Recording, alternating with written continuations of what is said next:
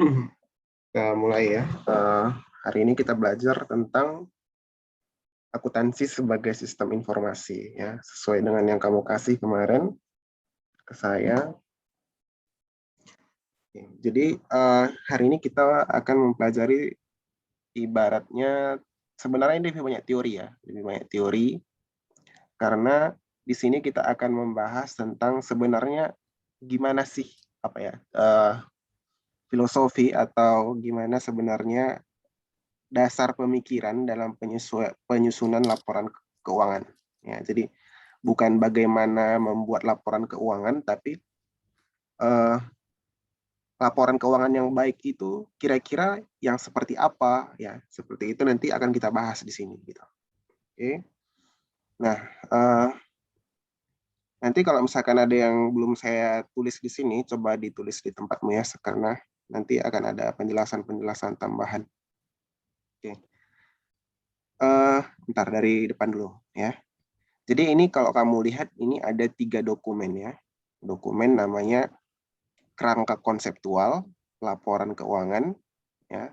Ini namanya standar akuntansi keuangan, ini kode etik ya. Nah, 3 dokumen ini adalah dokumennya akuntan dalam bekerja ya. Jadi kalau misalkan kita ibaratkan sebagai apa ya, sebagai undang-undang, maka ini itu kayak Pancasilanya ya. Jadi kerangka konseptual itu kayak kalau bisa dibilang Pancasila dan Undang-Undang Dasar di sini ya. Sedangkan standar akuntansi itu undang-undang ya. Jadi bisa dibilang seperti itu. Sedangkan ini kode etik ya, pedoman berperilaku. Ya, jadi gimana cara mengakuntansikan apa ya? Itu semuanya ada di standar akuntansi keuangan namanya ya. Ini berubah-ubah setiap tahun ya, sesuai dengan zaman. Kalau misalkan perlu penyesuaian akan dilakukan update. Ya. Nah, kalau ini jarang berubah ya karena ini tadi saya bilang kayak konstitusinya. Nah, di sini yang kita bahas hari ini ya, yang kerangka konseptual itu yang akan kita bahas hari ini. Gimana sih sebenarnya penyusunan laporan keuangan itu gitu? Apa yang mendasari penyusunannya? Ya. Nah, jadi namanya kerangka penyusunan pelaporan keuangan atau KPPK ya, KPPK. Ya, jadi dia itu uh, memikirkan tentang bagaimana sih kita menyusun dan menyajikan laporan keuangan itu untuk orang lain, ya, pengguna eksternal. Nah, ini nanti kita sesuaikan dengan yang kamu kirim kemarin ya. Yang kamu kirim kemarin itu, saya nggak bisa bilang itu benar, karena setelah saya baca itu banyak yang nggak sesuai dengan akuntansi yang sebenarnya. Jadi nanti lebih ke pengertiannya aja ya, disesuaikan dengan yang ada di kamu itu semuanya ada di sini. Yeah. Cuman letaknya di atas atau di bawah itu nanti bisa berbeda. Tapi yang penting kamu tahu ini artinya apa gitu. Oke, sekarang kemarin kita udah belajar tentang tujuannya. Tujuan umum pelaporan keuangan itu supaya apa kemarin? Apa yang mau dicari, apa yang mau dibantu, apa yang mau dibuat, kenapa orang harus melaporkan apa ya buat itu kemarin kan penilaian tahunan itu. Oh iya bentar mau ngambil file ya kita melaporkan secara tahunan. Kepada siapa kita laporkan kemarin? pada manajer, bos, pemilik perusahaan. Siapa pemilik perusahaan? Ayo. Apakah manajer itu pemilik perusahaan? Enggak. Bisa iya, bisa enggak. Ya, manajer yang pemilik perusahaan yang gimana? Manajer yang bukan pemilik perusahaan yang gimana kira-kira? Kalau perusahaan yang gimana yang bisa jadi manajernya dia juga? Ntar kamu ngambil yang apa Kemarin. kemarin.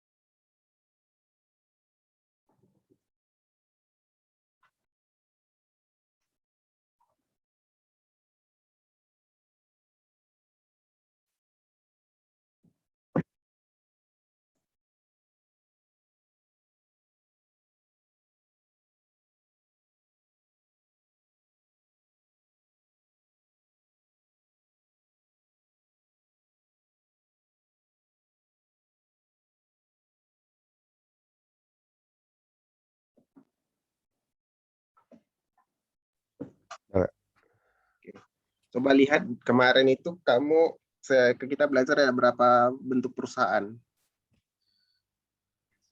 Apa aja yang kemarin kita bahas bentuk-bentuk perusahaan.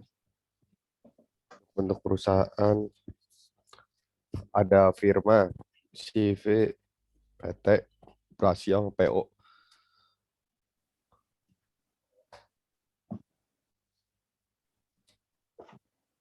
Oke, nah kalau gitu dari Iya, yang kamu sebutkan tadi, kira-kira yang mana yang mungkin manajernya juga bertindak sebagai pemilik? yang perusahaan perorangan, perseorangan. Selain itu, Eh, bisa nggak firma sama CV?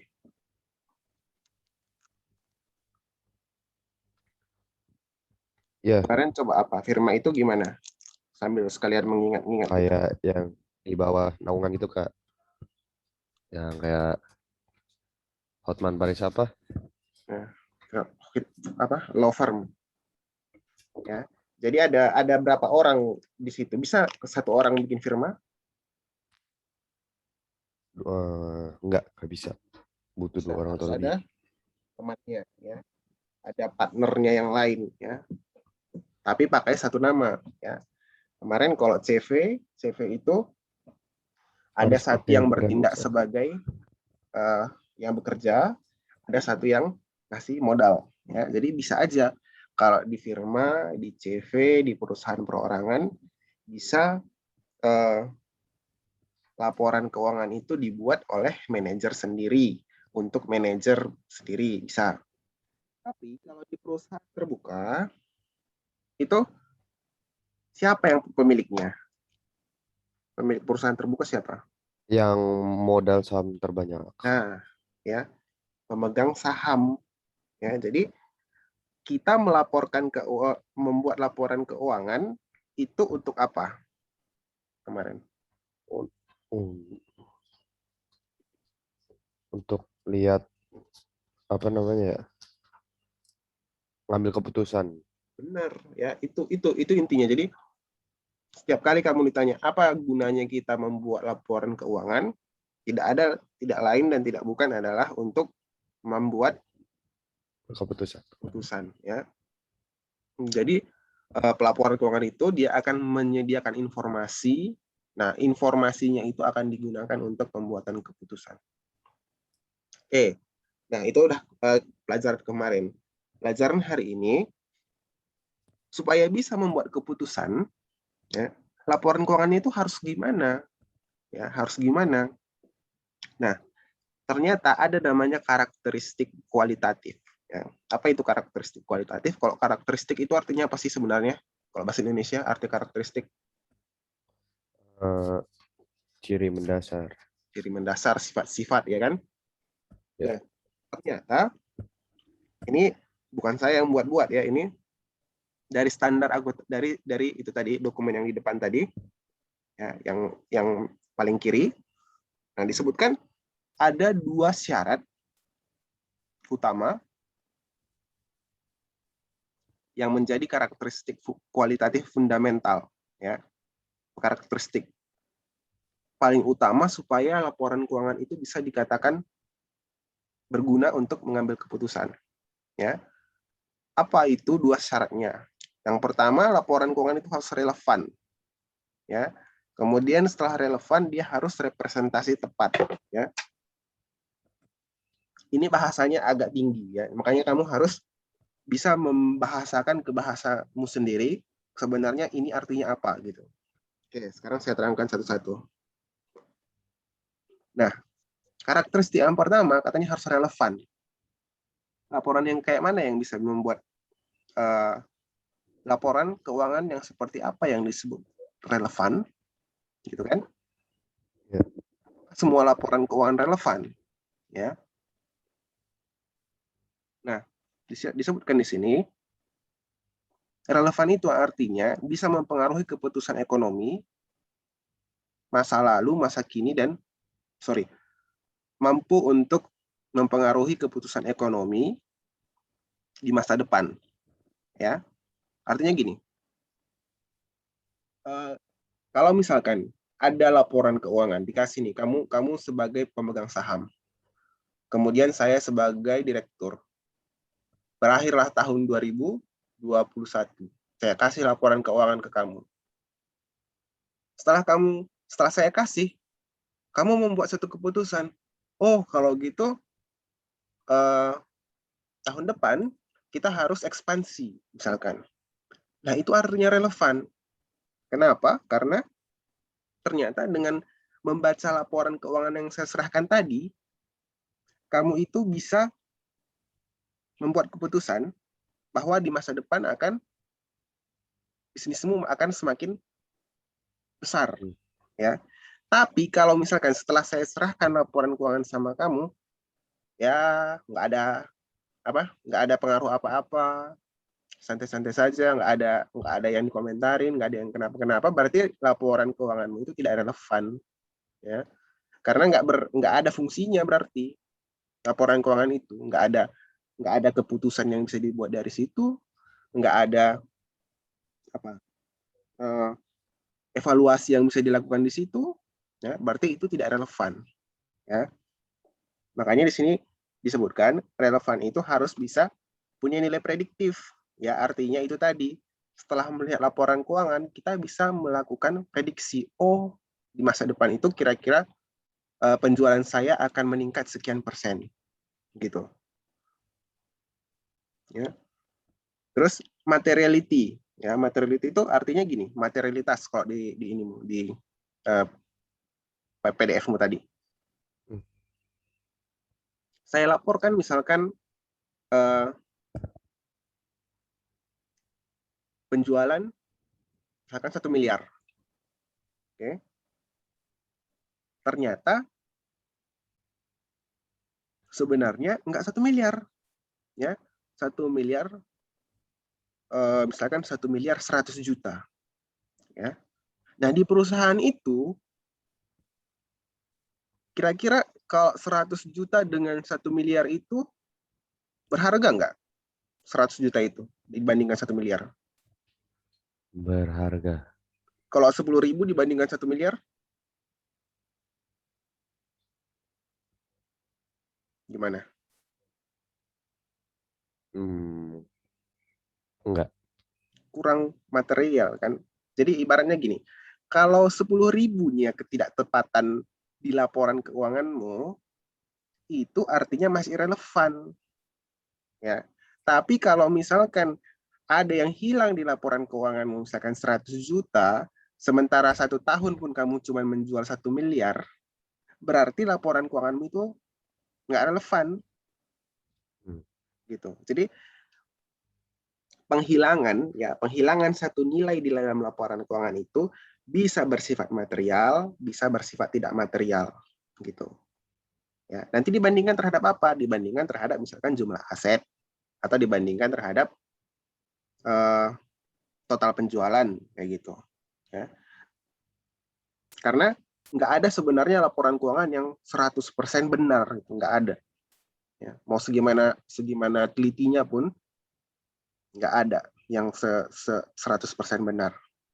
Cuman, ya, dia itu secara material, ya, atau setelah membaca laporan keuangan itu, walaupun ada yang hilang, ya, hilang angkanya, misalkan bukan hilang angkanya, simpelnya jumlahnya nggak tepat sekali, tapi ketidaktepatan itu cuman kecil, nah itu laporan keuangan itu tetap relevan, ya, kayak gitu. Jadi kamu udah tahu arti materialitas apa, udah tahu arti relevan apa, ya. Nanti kamu bisa lingkarin di PDF-mu.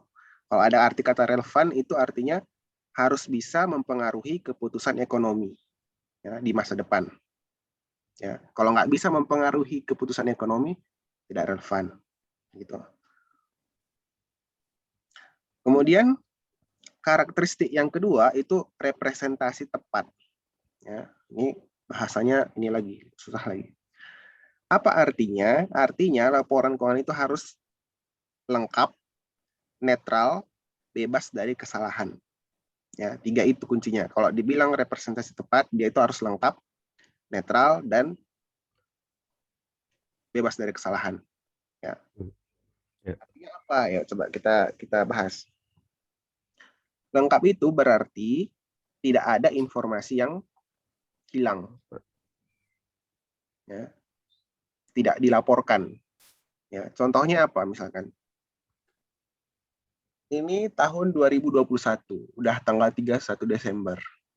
Ya, 31 Desember, malam-malam. Tutup buku kan? Semua transaksi mulai tahun 2021. Tiba-tiba tanggal 1 Januari ini, 1 Januari jam 1, gudang terbakar semua. Ya, bayangkan gudang terbakar semua. Persediaan habis semua. Udah? Ya. Apakah kamu akan mengatakan dia di laporan keuangan tahun 2020 yang akan terbit di tahun 2021, persediaanmu masih sebesar sebelum terbakar, atau kamu nyatakan bahwa ada kebakaran sehingga persediaanmu berkurang? Ada kebakaran. Iya, itu harus dilaporkan walaupun itu tanggal 1 Januari gitu. Karena kan nanti laporan keuangan itu baru selesai mungkin bulan Maret kan, Maret 2021 selesainya. Cuman periode pembukuan itu kan sampai tanggal 30 Desember 2020. Ada nih peristiwa tanggal 1 Januari. Kalau kita bikin masih informasi cuman yang tanggal 30 tadi, waduh bahaya. Nanti ada investor mau menanam apa namanya? Menanam saham di tempat kita lagi. Dia kira persediaannya masih ada.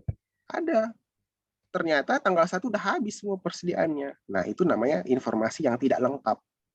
Ya, kalau tidak diungkapkan gitu. Jadi kelengkapan itu harus mencakup semua informasi yang dibutuhkan. Oke, berarti kelengkapan udah kan. Netralitas ya. Nah, netralitas itu dia itu nggak boleh bias ya, bias dalam pemilihan atau penyajian. Artinya apa? Artinya milih-milih nih. Jadi kalau misalkan ada kondisi-kondisi yang menguntungkan perusahaan, itu ditulis semua di catatan laporan keuangan. Bahwa ada kira-kira pemesanan terhadap tahun depan, misalkan dari PT ini 1 ton, gitu kan? Tapi ternyata ada masalah di pengadilan, ya, ada masalah di pengadilan yang akan kira-kira misalkan kita harus bayar ganti rugi. Nah, yang informasi yang kayak gitu nggak kita masukkan di laporan keuangan, ya, itu berarti kita tidak netral, ya, hanya melaporkan yang bagus-bagusnya aja, yang merugikan kita simpan, ya.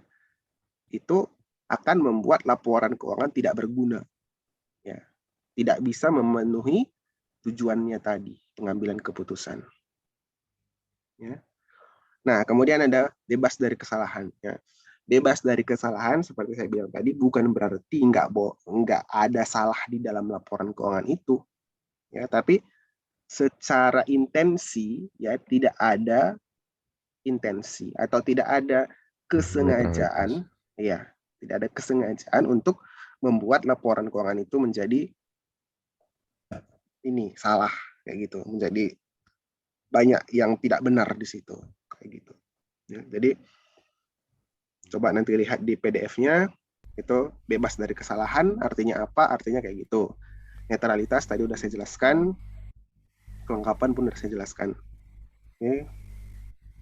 Nah, ini karakteristik kualitatif peningkat. Oke. Jadi itu tadi yang utama. Paling utama itu tadi duanya. Harus ada, harus relevan, dan harus tepat. Oke. Nah, ada lagi kualitatif peningkat ya. Selain itu, harus juga terpenuhi 4 syarat ini. Ya. Nah, di tempatmu disebut ini dapat dibandingkan. Ya. Tapi kalau saya nulisnya keterbandingan. Ya. Apa artinya keterbandingan? Ya, keterbandingan itu gini. Misalkan keterbandingan itu misalkan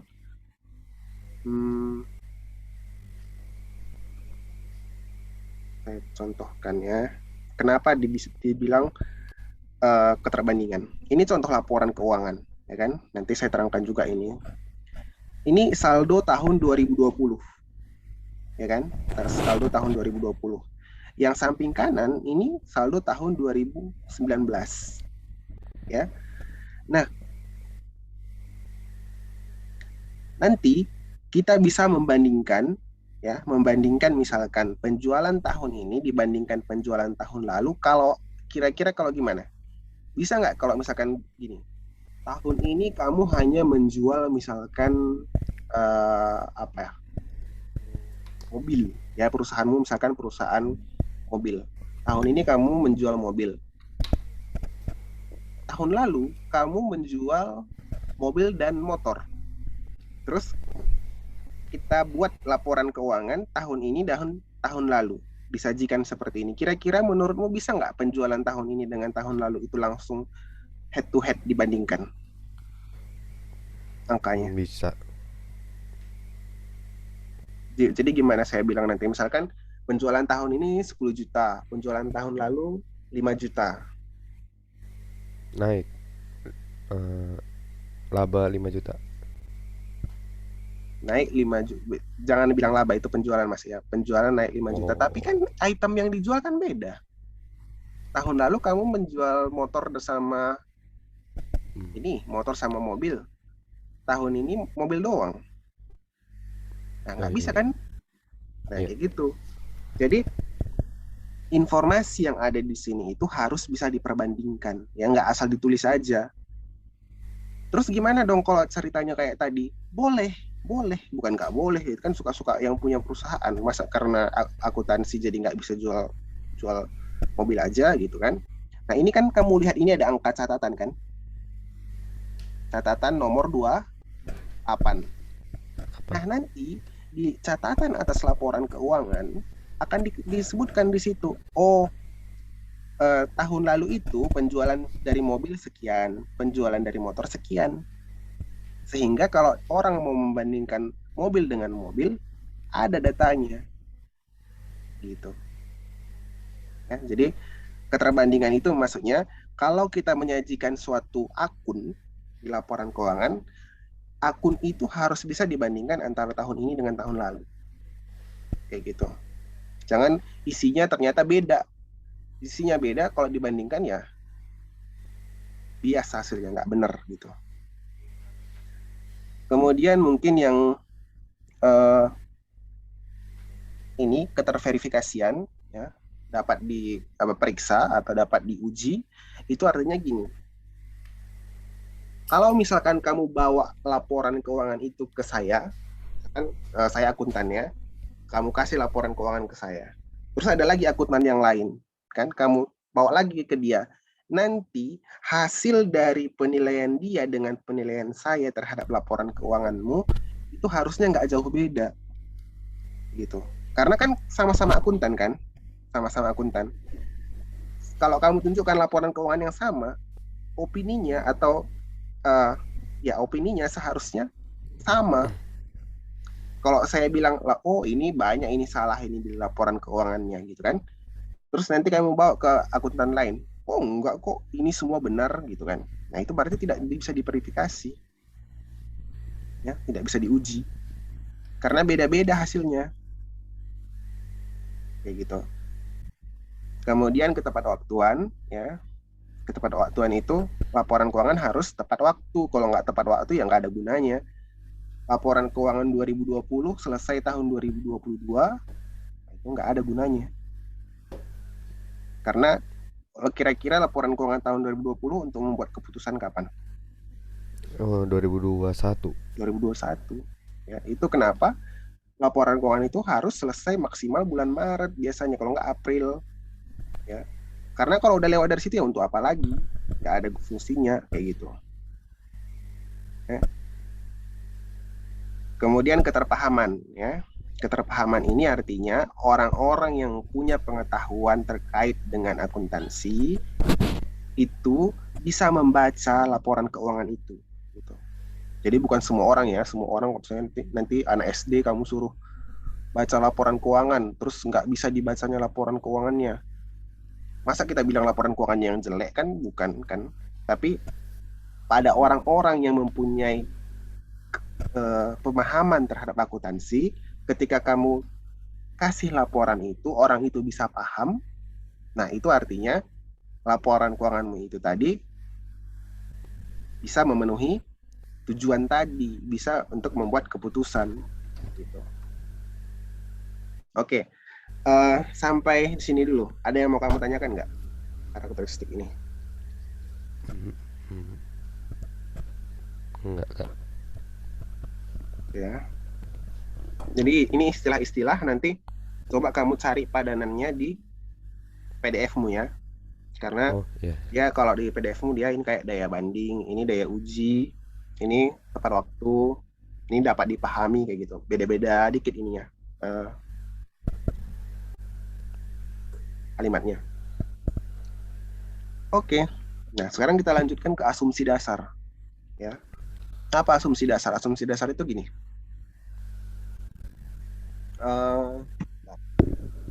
Misalkan apa ya, yang paling gampang, laporan yang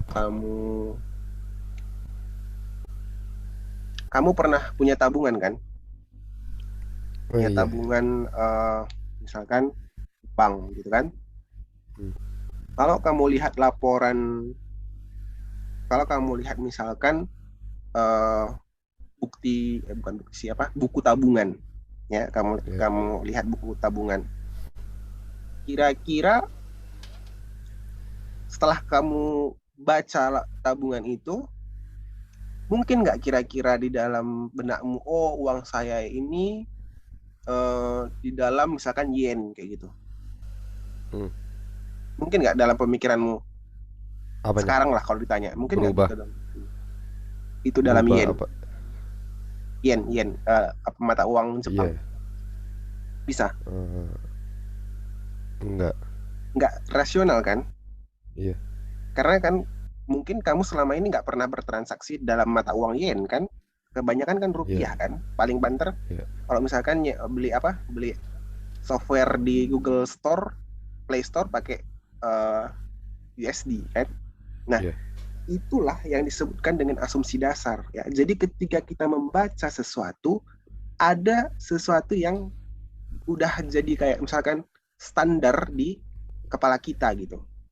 Tadi kan ketika kamu membaca buku tabunganmu, di dalam kepalamu itu semuanya udah pasti rupiah kan?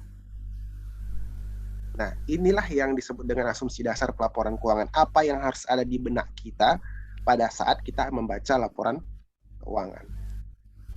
Ya. Nah, yang pertama economic entity ya. Atau ada yang membilang ini sebagai apa ya? Nanti saya coba cari. Tapi intinya gini. Perusahaan dengan pemilik itu pisah. Ya, uang perusahaan dengan uang pemilik itu pisah. Ya, jadi ini bukan kayak misalkan kita buka warung. Kalau warung itu kebanyakan ya, saya tahu uang antara yang punya dengan uang warung itu sama atau enggak? Uang apa, Kak? Uang rupiah, uang kas yang dimiliki si punya warung dengan uangnya warung sama. Nggak ada kantong warung, nggak ada kantong pemilik ya, satunya aja semua gitu. Nah, kalau kita membaca laporan keuangan ya, walaupun saya bilang tadi misalkan kayak firmanya Hotman Paris, kalau kita dapat laporan keuangannya Hotman Paris Law Firm, nah itu jangan membayangkan itu uangnya Hotman Paris ya, walaupun yang punya Hotman Paris gitu. Jadi kamu harus bisa memandang antara unit usaha dengan pemilik itu beda. Ya, gitu. Nanti laporan keuangan pribadinya Hotman Paris ya laporan keuangan pribadi Hotman Paris. Laporan keuangan law firm Hotman Paris itu laporan keuangan law firm Hotman Paris. Ya, itu harus yang ada di dalam pikiran kita. Kemudian setiap transaksi harus dinyatakan dalam unit moneter. Ya. Artinya apa? Artinya ketika kamu membaca laporan keuangan, itu yang ada di dalam laporan keuangan itu uang. Ya, itu harus yang kamu ingat. Nggak mungkin di laporan keuangan itu misalkan aset 3.000 domba gitu, nggak ada gitu. Atau 3.000 misalkan sapi gitu, nggak ada. Mungkin nanti di catatan ada, di catatan atas laporan keuangan ada. Tapi di laporan keuangan itu nggak ada. Itu semua yang dilaporkan di laporan keuangan itu satuannya Aset. satuannya itu uang. Entah itu dolar, entah itu yen, entah itu rupiah, tapi itu semua uang. Nggak ada yang satuannya itu jadi, Renminbi.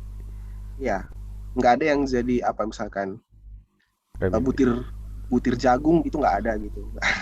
Ya, jadi semua itu uang. Oke. Kemudian yang ini bahasa Indonesianya kontinuitas usaha. Kontinuitas usaha. Ya. Kalau kamu lihat laporan keuangan, ya, itu artinya kita berharap operasi dari perusahaan itu akan tetap berlangsung selama-lamanya, ya, atau tidak ada likuidasi. Likuidasi itu pembubaran, ya.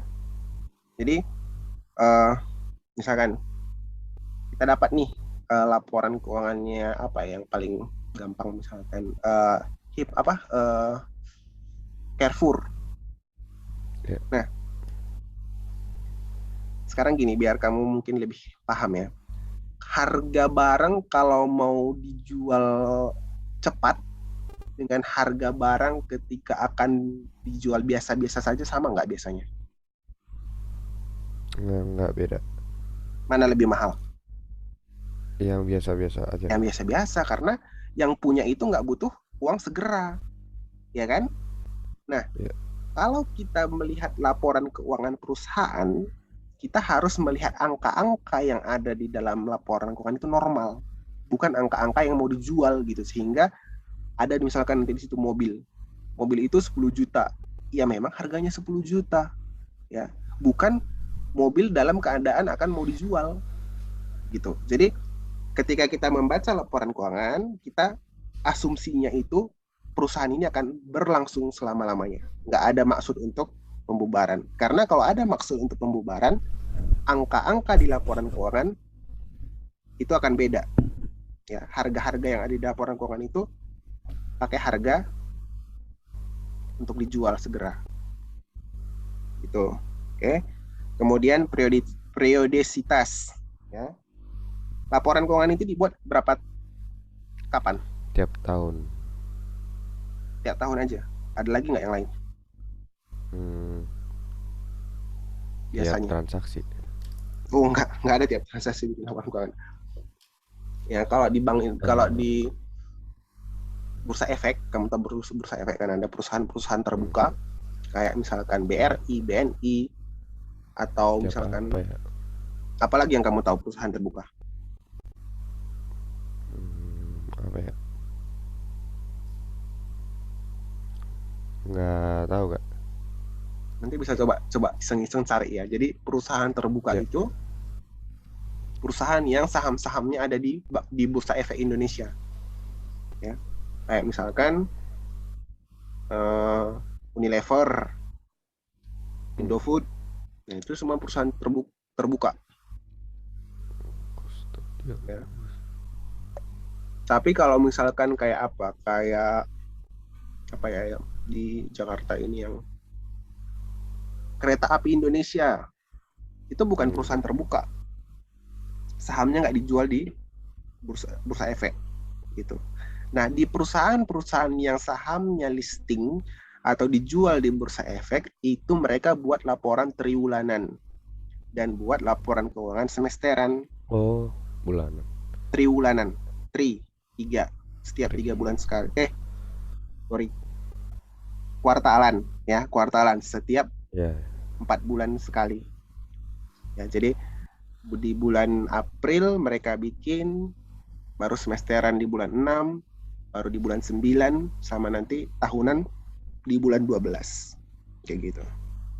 Nah, jadi setiap laporan keuangan itu harus ada jelas di atasnya itu. itu untuk periode kapan ya. Kalau kamu lihat nanti yang saya buat di sini, selalu ada tanggalnya ya, pada sampai tanggal kapan gitu. Nggak ada laporan keuangan yang nggak ada tahun tanggal yang jelas. Kemudian, nah ini kata-kata baru ini untuk kamu nanti. Tapi ini akan selalu dipakai seumur hidup kalau belajar akuntansi. Namanya akrual. Ya, akrual. Akrual itu apa? Akrual. Dah, kamu ada bayangan nggak akrual apa? Enggak, belum. Ini apa jualan yang kalau di warung ada orang bilang kayak gini, nanti sore saya datang untuk beli gas ke warungmu 10 tabung gas. Kamu udah bisa belum pada saat itu mengatakan kamu punya pendapatan, misalkan satu tabung gas itu misalkan berapa, 30 ribu kan, 300 ribu. Pada saat itu ya belum ini uang rupiahnya belum dikasih ke kamu. Iya. Udah bisa kamu bilang kamu punya pendapatan 300 ribu? Belum. Orang belum ada kasnya, belum ada rupiahnya ya. Kalau dia nanti sore nggak datang, berarti nggak ada. Itu kan nggak bisa diharapkan ya kan? Tapi akuntansi yang ada di dunia ini nggak kayak gitu. Itu cara berdagangnya orang biasa ya, kayak kantor apa, kedai-kedai, warung-warung, kafe, ya itu cara berpikir, cara berakuntansinya seperti itu.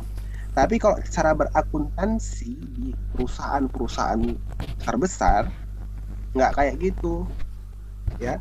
Walaupun uangnya belum masuk ke kamu ya, belum terima rupiah, tapi kalau sudah ada perintah pemesanan barang ya, sudah hampir pasti bahwa barang keluar, walaupun dia belum kasih uang, itu kamu udah bisa mencatat itu sebagai pendapatan gitu. Kemudian pengeluaran juga kayak gitu, memang uangnya belum kamu keluarkan, tapi misalkan kamu ngekos, ngekosnya beda ini ceritanya. Misalkan ngekosnya itu jalanin dulu baru bayar, bukan bayar dulu baru jalanin. Nah, kamu udah 1 bulan nih ngekos, terus di akhir bulan belum bayar nih. Nah, itu sudah diakuin sebagai pengeluaran, sebagai beban, walaupun kamu belum bayar kas ya. Jadi nanti di semua akuntansi yang akan kita bahas ke belakang ya, ke depan, itu kamu harus mikirnya kayak gitu ya. Jadi pendapatan itu tidak bergantung pada kas ya. Pengeluaran atau beban itu tidak bergantung pada kas ya. Karena akuntansi di dunia internasional itu kayak gitu, nggak ada yang harus dapat kas dulu baru disebut pendapatan. Itulah asumsi yang harus kita punya dalam membaca laporan keuangan ya. Ada yang kamu tanyakan nggak sampai di sini?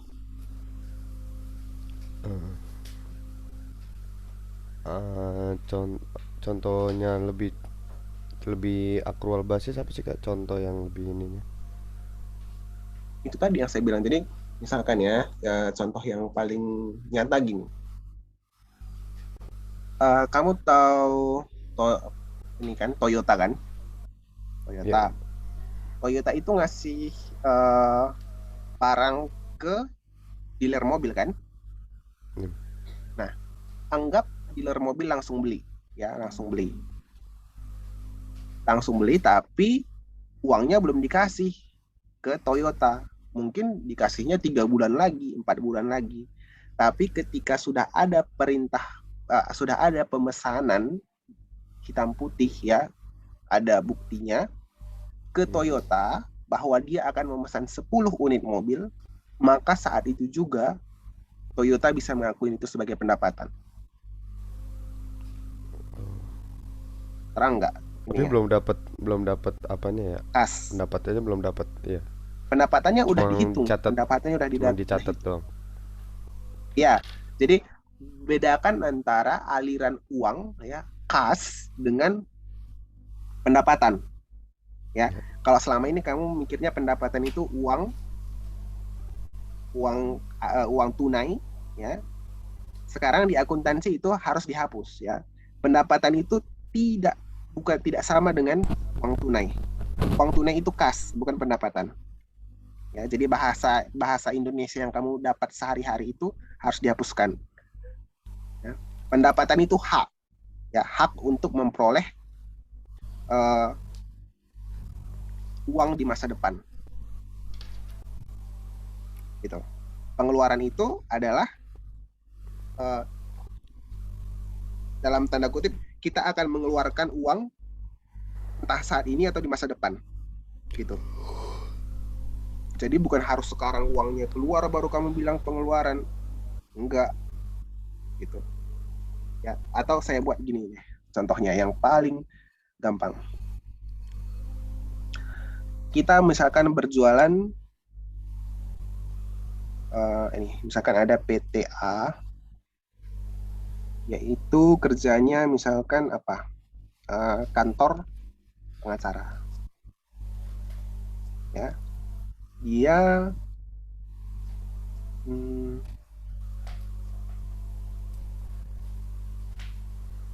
bersidang kan, kalau pengacara itu kan bersidang di pengadilan.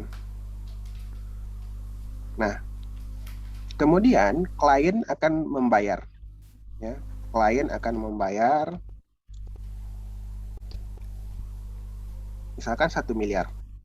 Ini either dia menang atau enggak ya, entah menang atau tidak. Pokoknya dia akan membayar 1 miliar. Kapan? Ya, saya buat di sini garis waktu. Misalkan persidangannya itu baru putus pada tanggal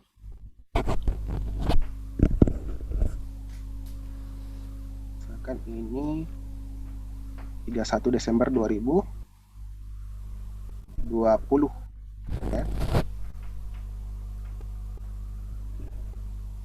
Nah, perjanjian ini dilakukan pada tanggal 1 bulan 6 tahun 2020. Kemudian membayar 1 miliar 1 tahun atau bukan 1 tahun, 1 Januari 1 Februari 2021. Nih, ya. Ini gampang banget ini ya. Contohnya. Ada kantor pengacara A. Ya, kantor pengacara A. Dia bersidang di pengadilan, kemudian balas jasanya adalah klien akan membayar 1 miliar 1 Februari 2021 ya, 1 Februari 2021 itu.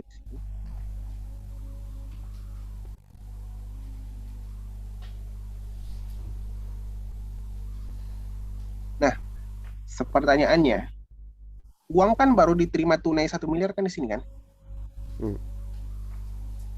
Uang tunai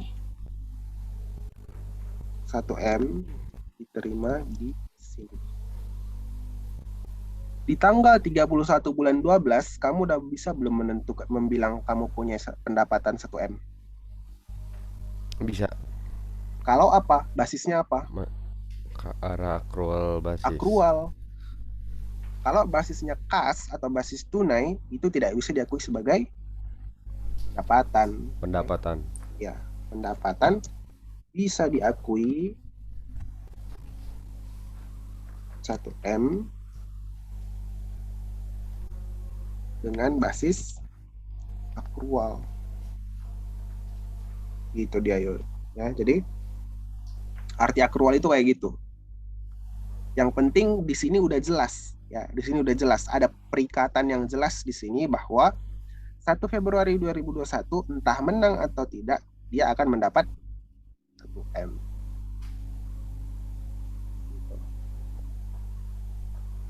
Nah, nanti semua perusahaan kayak gitu yang di bursa efek itu gitu cara berakuntansinya.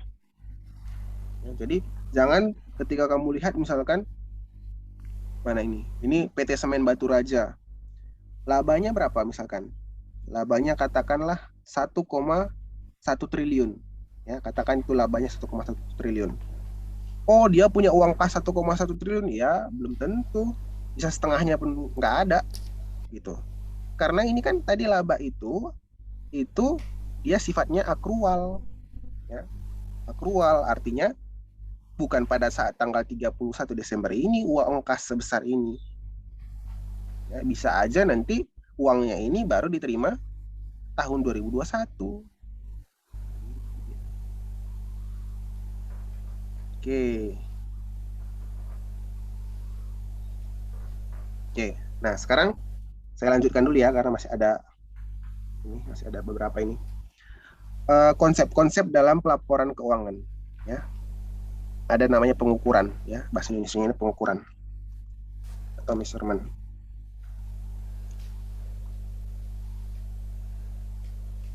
Sekarang masalahnya gini. Kamu grosir.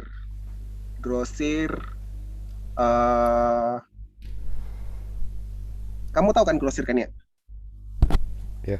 Nah, yang jual apa namanya? Jual bahan baku makanan ya rumah tangga dalam jumlah yang besar. Nah, kamu menstok beras 10 karung. Ya, 10 karung.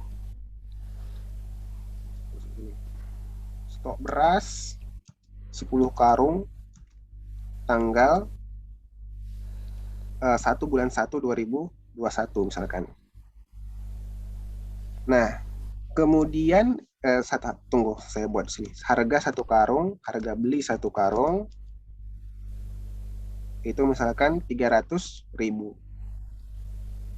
Nah, karena ini kan tahun baru kan, kalau tahun baru banyak orang yang beli beras, jadi kamu tambahin lagi stok beras stok beras 20 karung tanggal 2 kamu pesan lagi dari supplier. Ternyata karena banyak yang minta, harga dari supplier itu udah nggak 300.000 lagi. Jadi 500. misalkan 400.000 lah katakanlah, ini nggak mungkin sih, tapi buat aja lah gitu biar gampang. Nah, kamu ngambil untung itu misalkan 20%. Oke. Pertanyaannya, kamu 20% dari 300.000 atau 20% dari 400.000 jualnya? 20% dari 400. Jadi ya, persoalannya di situ. Ya, jadi akuntansi itu menariknya di situ. Apakah kamu bikin dari 300 atau 350 atau 400? Ya. Nah, itu namanya measurement, pengukuran. Ya. Nah, nanti di akuntansi itu ada namanya pertama masuk, pertama keluar, kemudian pertama masuk, keluar terakhir. Bahasa Inggrisnya first in, first out, atau last in, first out. Ya. Jadi, harga barang yang dibeli pertama, kalau dia ada barang keluar, maka harga barang keluar itu dilihat dari barang yang pertama masuk. Ya. Kalau yang ini ada lagi yang barang harga terakhir. Ya kayak kamu bilang tadi 400.000. Jadi teknik yang mana yang akan digunakan untuk mengukur itu akan menjadi kebijakan perusahaan. Ya, selama tidak menyalahi standar akuntansi. Gitu. Itu namanya measurement, ya, pengukuran. Pengukuran itu nanti banyak caranya. Misalkan tanah hari ini dengan tanah 2 tahun akan tanah hari ini dengan tanah 2 tahun lalu harganya sama nggak? Oh, beda dong. Beda. Kalau di laporan keuanganmu kamu sajikan harga tanah tetap seperti harga tanah 2 tahun lalu, artinya laporan keuanganmu itu angkanya salah. Nah, angkanya itu terlalu kecil. Ya, asetmu terlalu kecil. Misalkan gini, tanah kamu beli 2 tahun lalu itu 1 miliar. Ya. Sekarang kalau itu dijual, itu udah laku 2 miliar. Ya. Tadi kan kita bilang akuntansi itu pelaporan keuangan untuk apa? Membuat keputusan kan? Kalau kamu buat masih harga tanah itu di dalam laporan keuanganmu sebesar 1 miliar, ya berarti kamu membuat itu terlalu kecil. Ya, untung. bukan soal untungnya, tapi kalau misalkan ada orang yang akan membeli perusahaanmu misalkan, dia kan pakai angka itu. Loh, kamu beli aja 1 miliar katanya kan, ya udahlah sama saja 1,1 gitu. Tapi kalau udah kamu tulis di situ 2 miliar, ya pasti mungkin dia di atas itu kan membelinya gitu. Kira-kira contohnya gitu. Ya, itu pengukuran. Jadi nanti ada pakai harga pasar, ada pakai harga perolehan ya. Kamu tulis 1 miliar pun nggak apa-apa, tapi tuliskan itu harga tahun 2019 gitu. Jadi orang bisa tahu, oh ini harga yang dicantumkan di sini itu harga 2019 gitu. Kemudian ini tadi udah saya jelaskan, pendapatan itu diakuin pada saat hak itu ada hak ya. Saat hak diperoleh, disitulah pendapatan bisa diakuin ya. Kemudian beban ya. Ini pengukuran, ini pengakuan pendapatan, ini yang di bawahnya pengakuan beban. Pengakuan beban itu juga mirip dengan pengakuan pendapatan. Jadi bukan pada saat beban itu dibayarkan kasnya baru kamu akuin, tapi pada saat memang sudah ada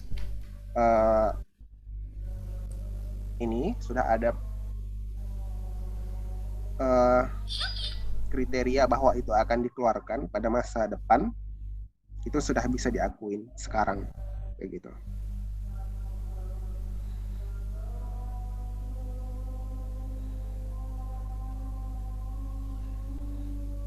Kita lanjut atau gimana?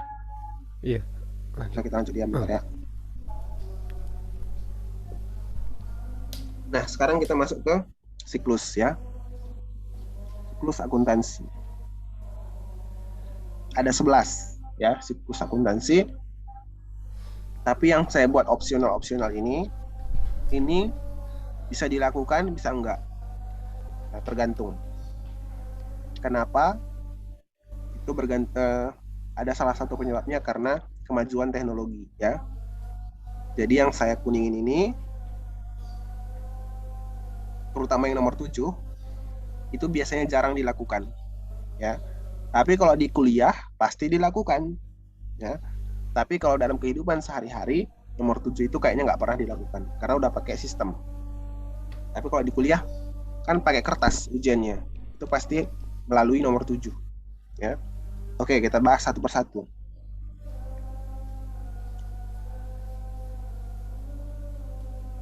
Kapan kamu mencatat transaksi? Kalau kamu sebagai akuntan di perusahaan. Tiap ada pengeluaran. Saya buat konkretnya gini. Kamu membeli misalkan beras, ya kayak saya bilang tadi contohnya beras. Kan ada orang gudang, kan? Orang gudang bilang, hari ini saya udah beli beras ya, 10 karung. Kamu sebagai orang akuntansi bilang, oh iya, oke, nanti saya catat. Terus kamu catat nggak? Catat. Langsung kayak gitu dicatat. Iya. Habis nanti kita kalau kita langsung catat. Kenapa kamu berani mencatat? Karena nggak akrual ini ya. Bukan soal akrual atau enggak, itu memang terjadi. Tapi secara legal apa yang harus ada?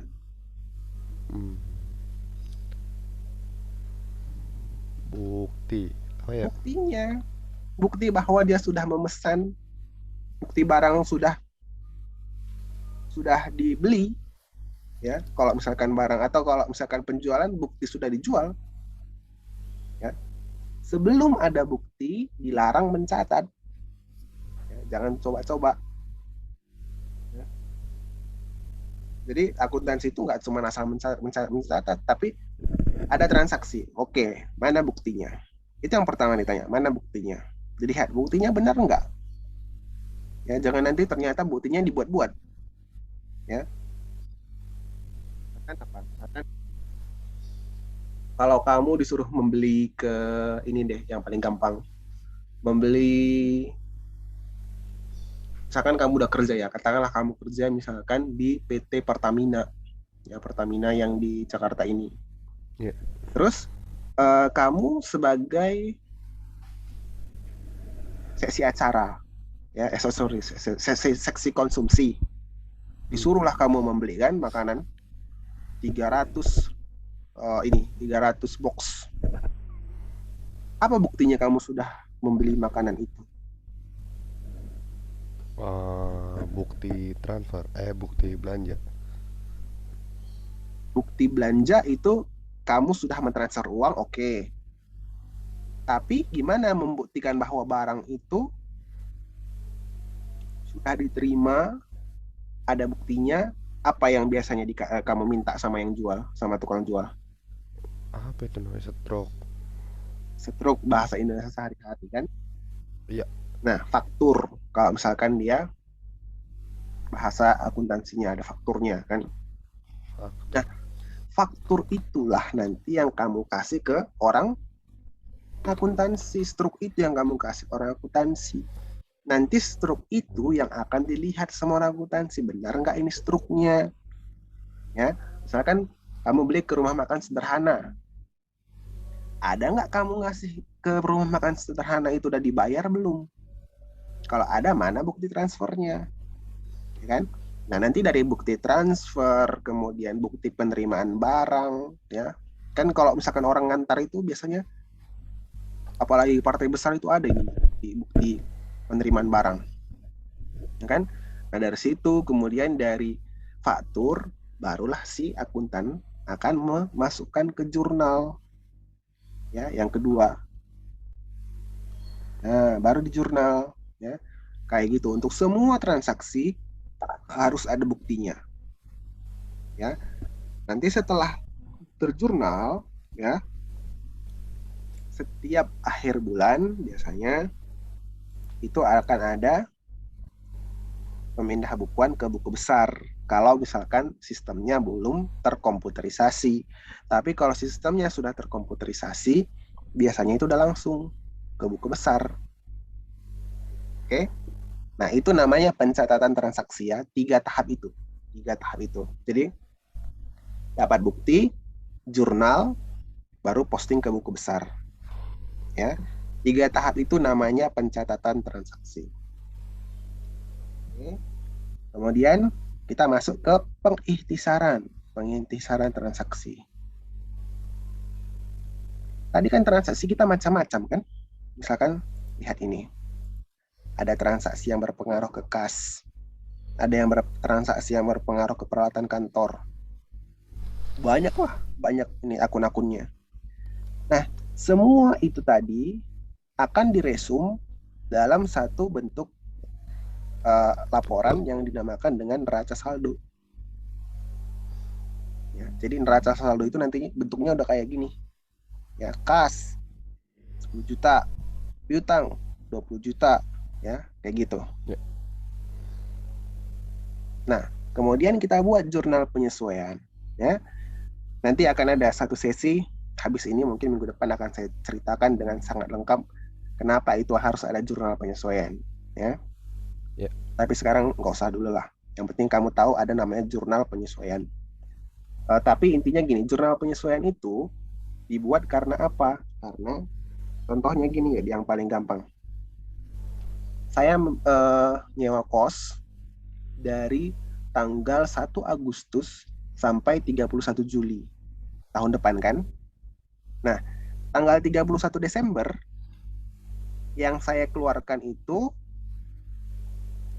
saya bilang di laporan keuangan itu, saya udah habis uang atau saya udah habis aset saya gimana ya bilangnya? Saya sudah mengorbankan uang sebanyak Agustus sampai Desember, apa Agustus sampai Juli? Kalau kamu udah bayar di awal. Paham gak ya maksud saya? Eh, Kamu nyewa tadi, nyewa kantor misalkan. ya,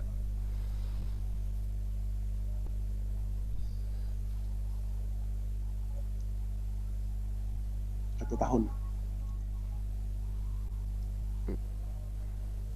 Bergampang, pakai aja 48 juta. juta. Oke. Nah, ini selesai kapan ini? 1 bulan 6 2020 berarti selesainya akan 1/6/2021. 6 2021 kan? Di sini selesai sewa. Oke. Yang kamu akui sebagai beban di sini berapa? 48 juta kah? Atau 24 juta?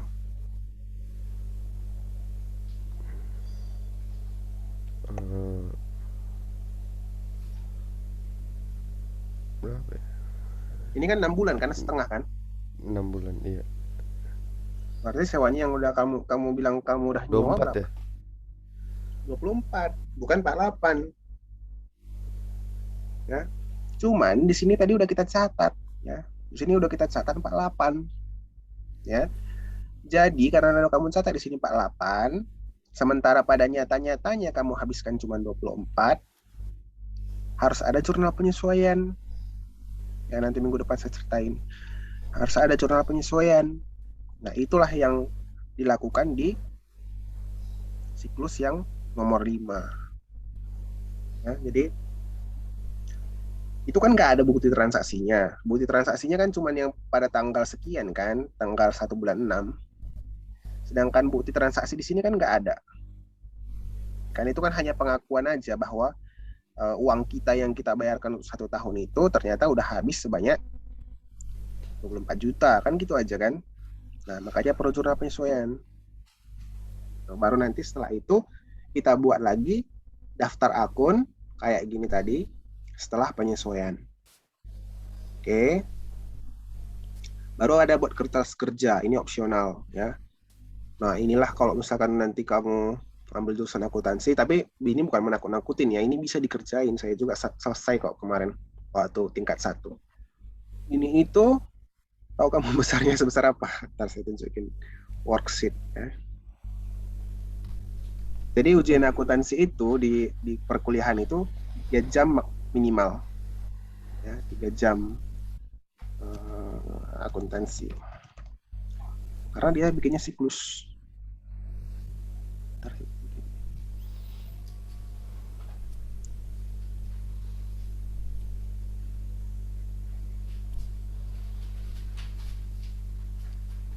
Nah, inilah namanya kertas kerja, ya, kertas kerja atau worksheet.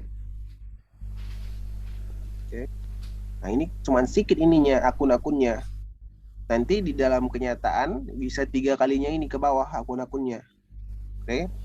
Angkanya kamu masukkan kan, pertama-tama yang ini tadi itu, yang nomor 4 itu adalah yang 2 kolom pertama, debit kredit. Kemudian yang penyesuaian, yang nomor 5 itu angkanya yang adjustment. Udah? Yang nomor 6 itu angkanya yang 2 lajur lagi. Udah? Nanti kamu buat, habis ini nanti akan buat laporan keuangan. Laporan keuangan itu angkanya dari mana? Dari 2 lajur sisa. Ya, ini untuk laporan keuangan laba rugi diambil dari sini. Laporan keuangan neraca diambil dari sini. Gitu. Jadi namanya kertas kerja. Ya, bisa sampai 2 folio bolak-balik. Ya. Tapi bisa, bukan berarti susah banget. Enggak, ini cuman soal ketelitian aja kalau di sini. Oke. Nah, nanti habis kita buat kertas kerja, kita buat jurnal penutup namanya, ya. Kemudian kita buat neraca saldo setelah penutupan. Ya, ini barulah kita buat laporan keuangan. Dan terakhir kalau ada perlu jurnal pembalik, itu akan ada di jurnal pembalik. Ya. Nah, sekarang saya tunjukin aja dulu, biar nggak pusing. Saya ngomong apa gitu, kamu kadang kayaknya belum punya bayangan, jadi saya tunjukin dulu. Nah, inilah yang namanya laporan laba rugi. Ya.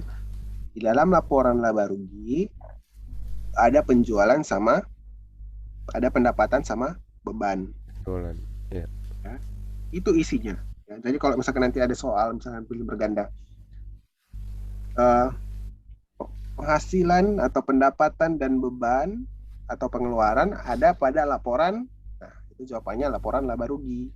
Ya, laporan laba rugi. Jangan kamu bilang, oh di laporan posisi keuangan, di neraca itu nggak ada. Ya laba rugi itu cuma ada di beban dan penghasilan itu atau beban dan penjualan itu cuma ada di laporan laba rugi. Laba rugi. Namanya juga laba rugi kan, berarti pendapatan dan beban di sini. Nah, ini disebut sebagai, ada yang mengatakan ini sebagai neraca, ya, tapi itu terminologi zaman tahun 90-an. Ya, sekarang ini namanya bukan neraca lagi. Walaupun ada masih orang yang menyebutkan ini sebagai neraca. Ya. Nah, neraca itu apa isinya? Singkatnya, neraca itu berisi persamaan akuntansi kemarin. Aset sama dengan kewajiban tambah utang. Kewajiban tambah ekuitas. Yeah. Ya. Coba kamu lihat, asetnya berapa di sini? Asetnya 5 juta. 5 ini miliar miliar. ini. Ya, miliar 5.737 juta. Benar nggak liabilitas dan ekuitasnya dijumlahkan segitu juga?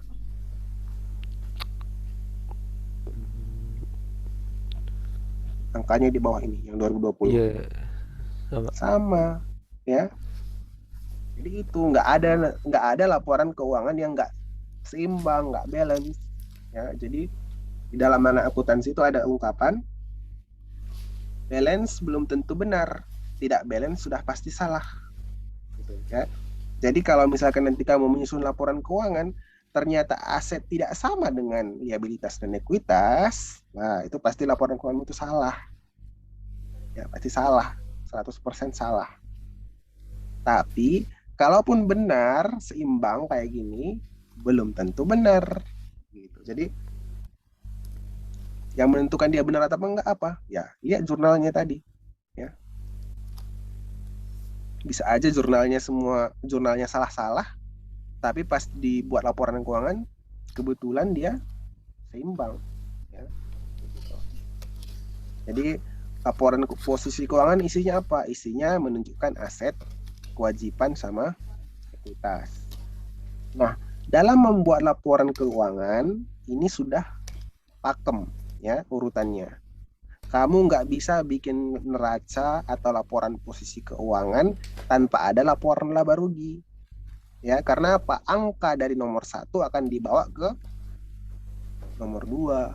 Ya, jadi nanti angka yang 1189 ini akan ditaruh di ini. Gitu. Jadi harus kerjakan laporan laba rugi dulu, baru nanti laba rugi ke laporan posisi keuangan atau neraca. Nah, habis itu ke laporan perubahan ekuitas. Ya. Kemarin itu ekuitas itu kantong siapa? Kantongnya orang lain apa kantongnya kita di dalam persamaan akuntansi? Ekuitas. Aset sama dengan kewajiban tambah ekuitas. Kewajiban itu kantong siapa? Ekuitas itu kantong siapa? Aset sama dengan kewajiban tambah modal, berarti dari uang sendiri. Iya, jadi ini ada satu laporan khusus untuk menunjukkan perubahan modal, ya, perubahan modal dari awal sampai akhir. Oke, itu laporan ketiga, menunjukkan perubahan ekuitas. Laporan keempat namanya laporan arus kas, ya. Karena yang nomor 1 sampai 3 ini tadi seperti yang kita bilang itu basisnya akrual, ya. Jadi kalau mau melihat berapa banyak uang saya yang kas, gimana? Itulah gunanya ada laporan nomor 4. Ya. Laporan arus kas itu merinci penggunaan kas dari awal sampai dengan akhir. Ya, jadi 1 Januari kasnya sekian, terus diapain uang kas itu sehingga pada tanggal 31 Desember uang kasnya jadi sekian. Ya, ini perinciannya semua di sini. Gitu. Jadi arus kas itu bercerita tentang kas. Ya, kalau 1 sampai 3 tadi itu semuanya basisnya akrual. Ya, belum tentu ada uangnya. Kalau 1 sampai 3. Tapi kalau 4 itu bercerita tentang kas, uang yang bisa dibelikan pada saat itu juga. Ya, itu nomor 4.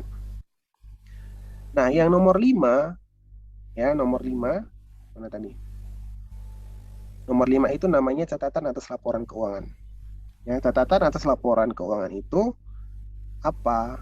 Ya, contohnya yang saya bilang tadi. Di sini kamu lihat ada persediaan kan? Kebaca nggak ya? Ini persediaan, ya kan? Di sini ada Ya. catatan nomor 7. Nah, nanti diceritakan di belakang, ya. Di belakang diceritakan persediaan yang besarnya sebesar 250 juta itu terdiri dari apa aja. Nah, akan di list itu di catatan laporan keuangan. Oh, ada ternyata semen bungkus, semen curah sekian, sekian, sekian. Nah, itu diceritain semua di catatan atas laporan. Sebutkan juga di sini kan bahwa seluruh persediaan sudah diasuransikan.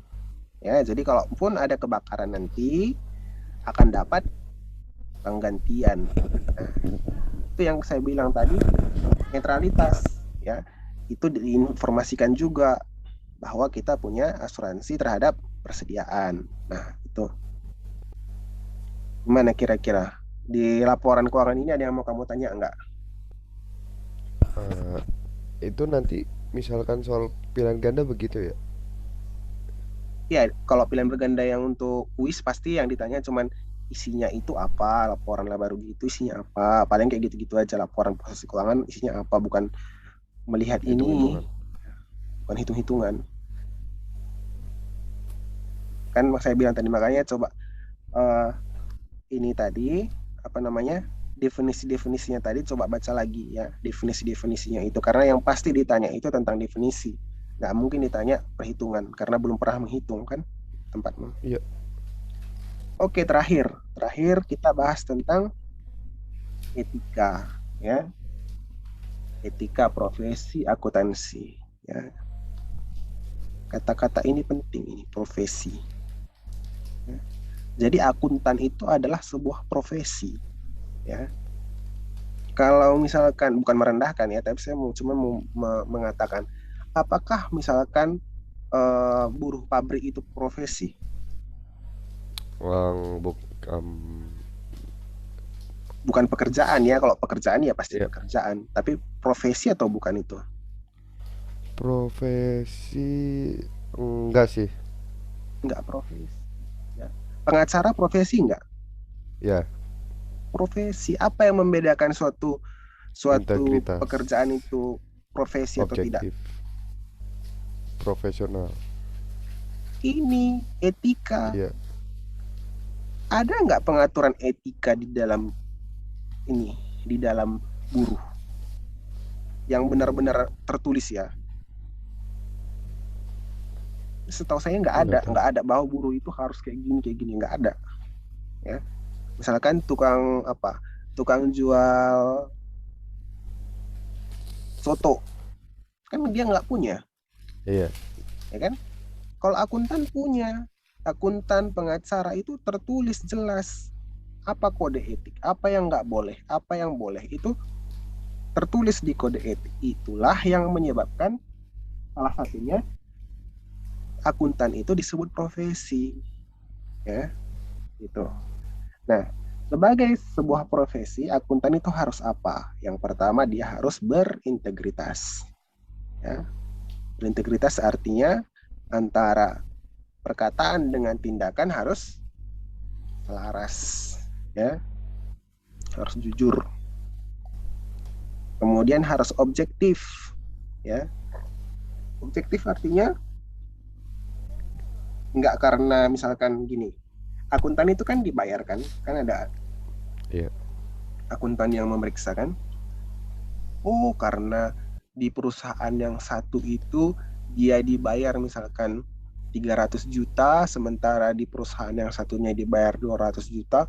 Oh, yang 300 juta bikin aja lah bahwa ternyata laporan keuangannya baik-baik saja, laporan keuangannya bagus, opininya wajar. Sementara yang bayarannya kecil cari aja lah yang bikin aja kayak misalkan ada sedikit kesalahan di sana sini ditulis di situ di laporannya gitu.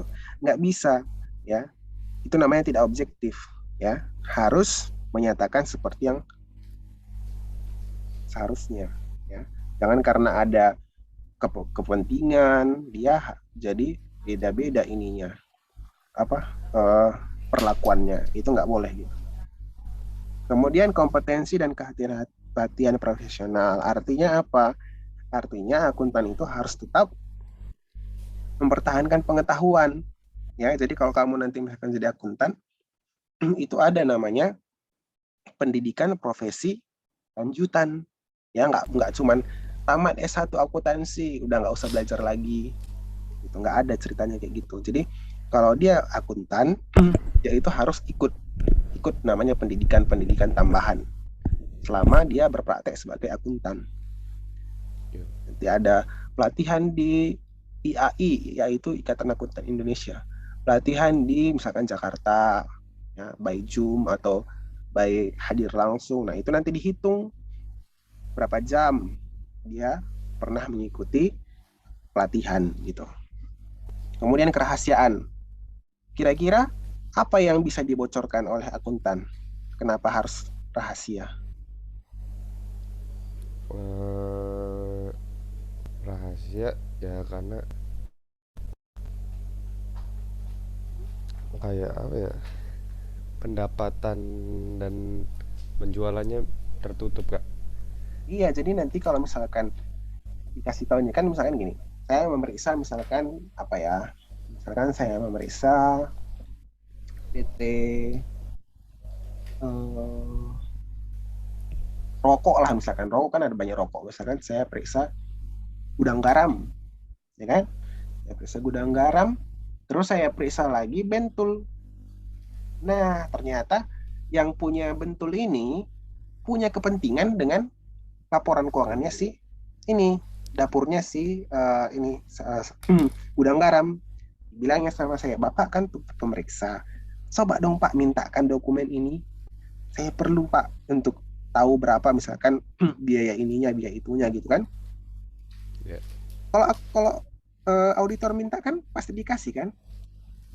Nah kamu kasihlah itu ke klienmu yang satunya. Waduh, itu namanya melanggar etika ya, nggak boleh gitu. Itu dia ceritanya kenapa harus rahasia. Kemudian perilaku profesional ya. Ini pasti tahu, sudah bisalah dibaca. Mematuhi peraturan perundang-undangan yang berlaku, menghindari perilaku-perilaku yang mendiskreditkan profesi akuntan ya. Jadi apa ya, misalkan, nah itu saya ceritakan satu, misalkan kalau di pemerintahan, saya kan kebetulan kerja di salah satu institusi yang kerjaannya mengaudit kan. Nah, antara pemeriksa dengan yang terperiksa tidak boleh makan di rumah makan yang sama. Misalkan makan siang, ayo Pak kita makan, nggak boleh gitu. Karena apa? Itu akan membuat citra dari auditor akan menjadi jelek. Kan orang berpikir, loh kok bisa antara klien dengan yang memeriksa dengan yang terperiksa makan bareng kan? Boleh. Nah kira-kira jadi kita udah bahas tadi tentang siklus, walaupun belum secara mendalam ya, kita sudah ceritakan. Kemudian terkait dengan asumsi karakteristik. Oke, coba saya tinjau sedikit lagi yang kamu kirim di WhatsApp.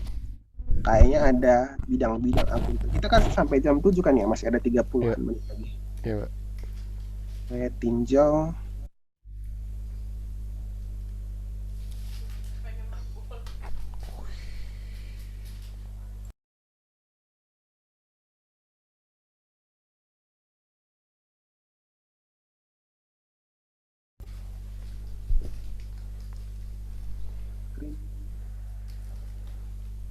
akuntansi.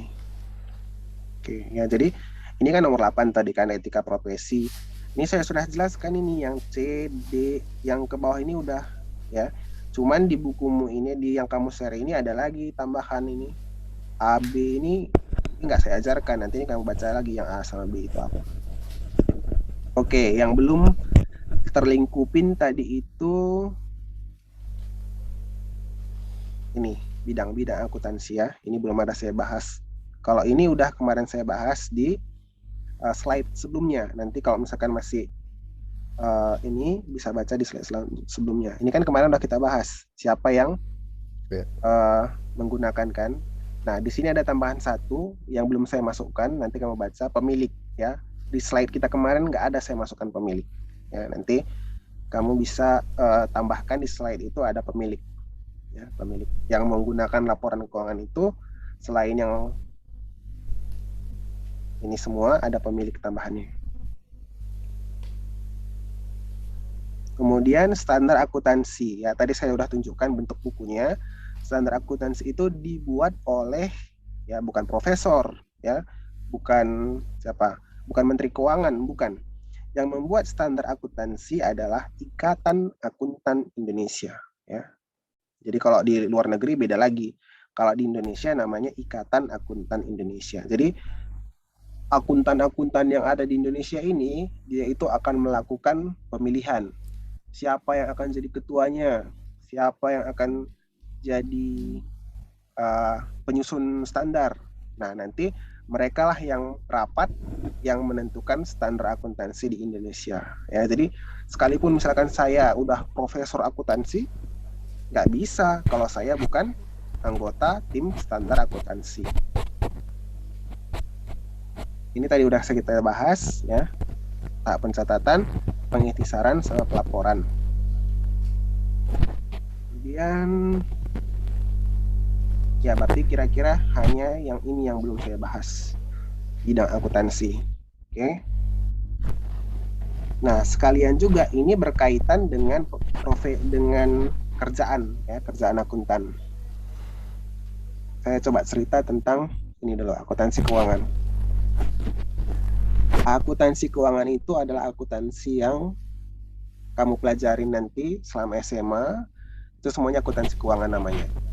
Dia itu mencatat transaksi ya seperti yang biasalah ya, itu akuntansi keuangan. Nah, ada akuntansi pemeriksaan atau auditing ya, jadi alurnya gini, alurnya itu coba saya balik dulu ke ini ya supaya jelas. Kadang-kadang masih belum jelas apa bedanya akuntansi sama audit.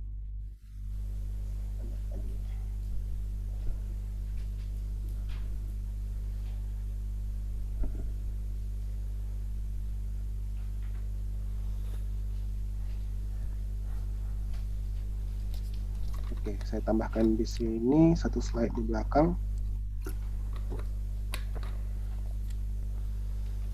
Oke, kalau akuntansi ya tadi dia mulai dari apa siklusnya? Pemeriksaan, bukti kan, penjurnalan, sampai akhirnya nanti sampai ke terakhir bikin apa? Produk Laporan. akhirnya laporan keuangan. Ya, inilah kerjaan akuntan. Ya, ini adalah kerjaan akuntan perusahaan. Pekerjaan auditor dibalik. Auditor itu bekerja dari laporan keuangan melihat bukti. Ya. Bukti pemeriksaan. Itu dia bedanya. Kalau akuntan perusahaan dia menyusun laporan keuangan. Kalau auditor dia kerjanya memeriksa laporan keuangan. Apa yang menjadi bahan pemeriksaan? Ini bukti. Ya. Jadi bolak-balik. Kalau akuntan itu kerjanya membuat laporan keuangan, auditor melihat laporan keuangan, nanya, ini angka ini mana buktinya? Mana transaksinya, mana sertifikatnya kalau misalkan dia bangunan. Kalau misalkan dia tanah. Ya. Apalagi misalkan penjualan. Kamu bilang penjualanmu 10 miliar. Mana bukti penjualannya? Mana bukti buku tabungan bank? Ya. Mana bukti cek? Itu akan diperiksa semua sama auditor. Awalnya dari mana? Awalnya dari laporan keuangan. Ya, jadi benar-benar bolak-balik ya antara auditor dengan akuntan. Terus mana tadi?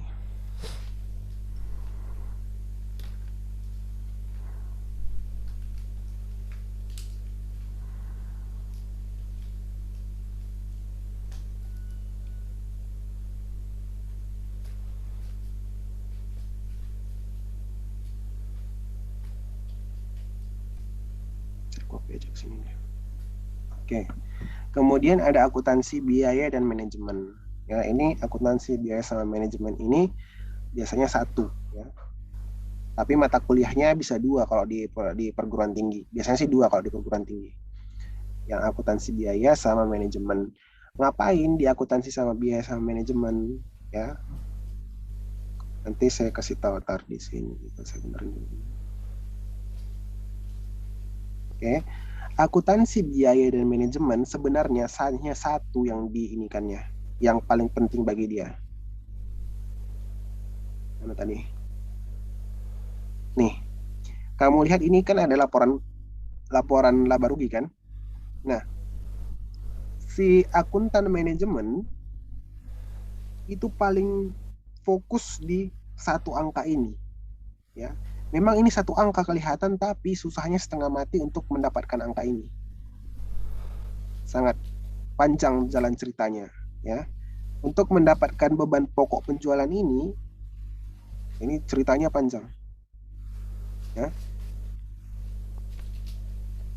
Karena apa? Karena kan gini, ya.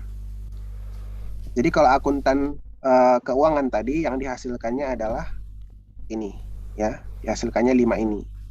Tapi kalau akuntan manajemen atau akuntan biaya, akuntan yang mengurusin tentang akuntansi biaya, itu yang diurusinya yang ini, khusus tentang beban pokok penjualan. Ya. Nah, itu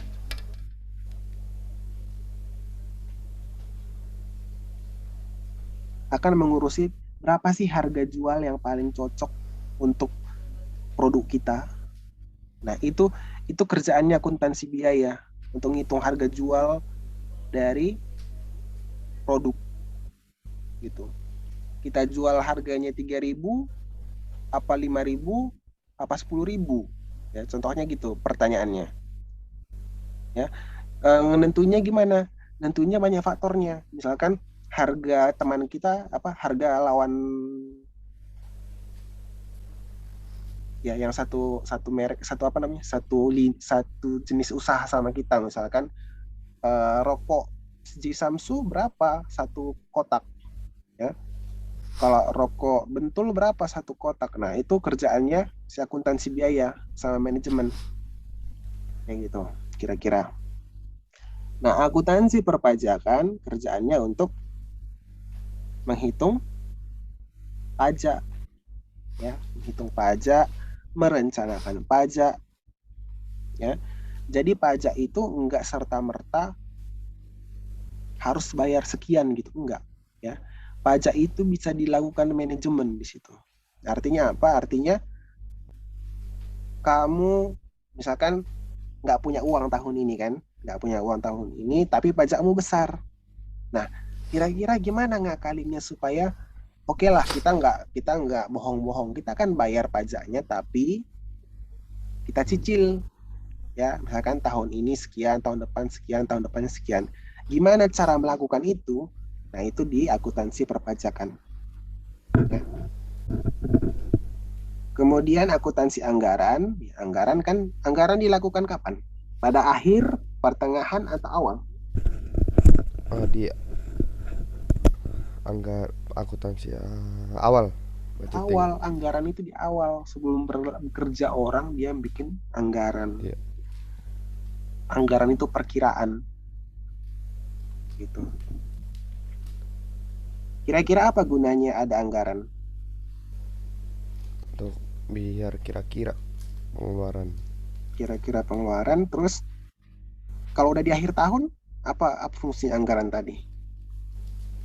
Untuk anggaran tahun berikutnya. Satu, kemudian yang kedua apa? Dengan apa yang bisa dibandingkan dengan anggaran itu?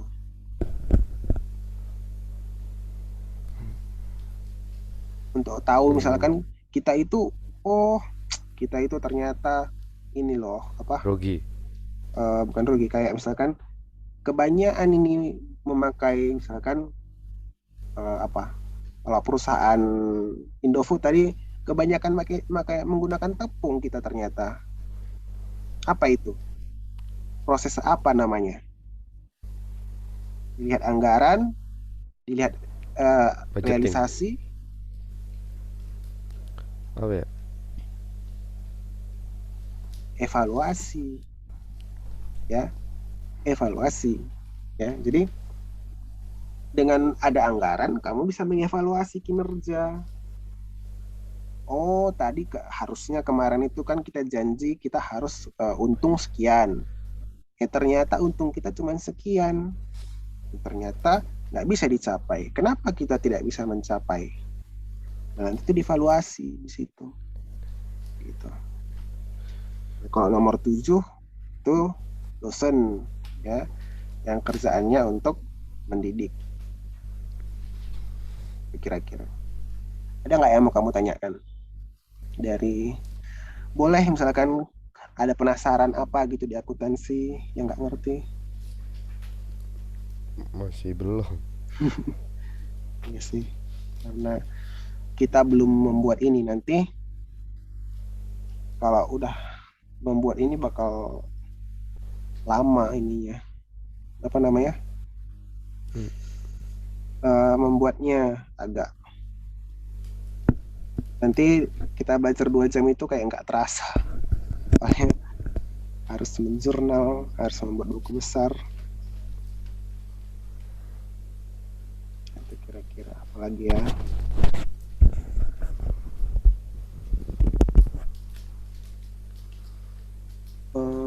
Mana tadi?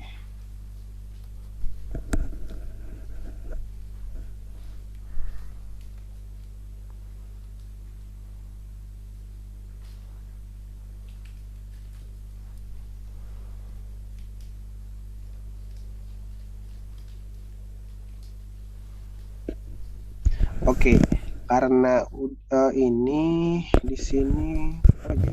Definisi kemarin udah, sejarah juga udah saya ceritakan.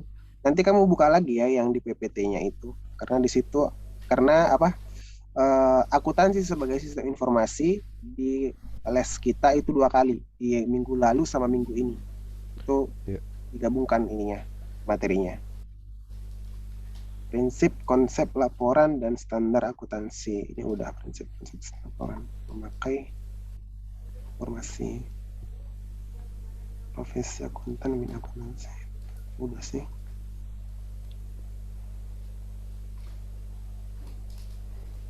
Oke, kalau gitu coba kita lihat ini. Saya buka site google.com.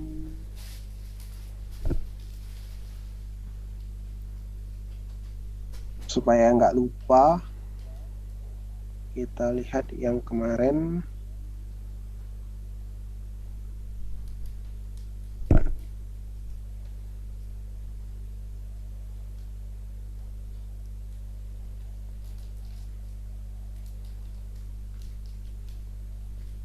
Di bukumu ada soal-soal pilihan berganda nggak?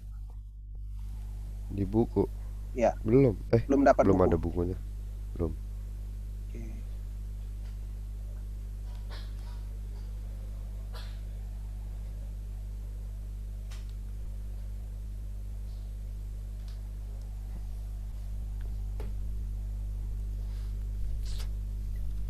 Yang kemarin udah aku ini ya, yang udah aku masukin di sini video sama slide-nya yang Yang kemarin soal ya. yang kemarin.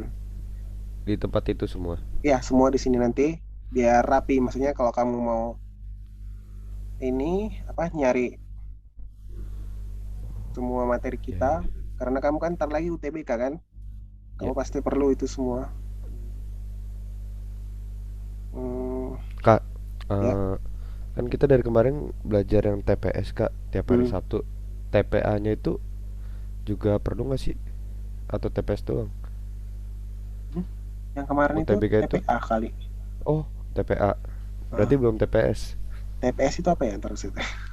Eh, TPS. Skolastik. Berarti UTBK itu kalau MTK cuma ada di TPA atau TPS ya? Berarti UTBK-nya sosumnya. Sebentar ya kita baca coba Ya. Yeah. jenis-jenis soal TPS. Hmm.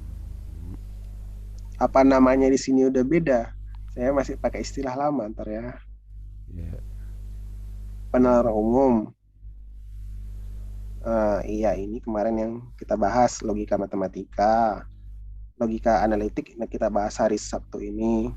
Kuantitatif itu yang kita bahas kemarin. Ya. Pemahaman umum, bahasa Indonesia sama bahasa Inggris.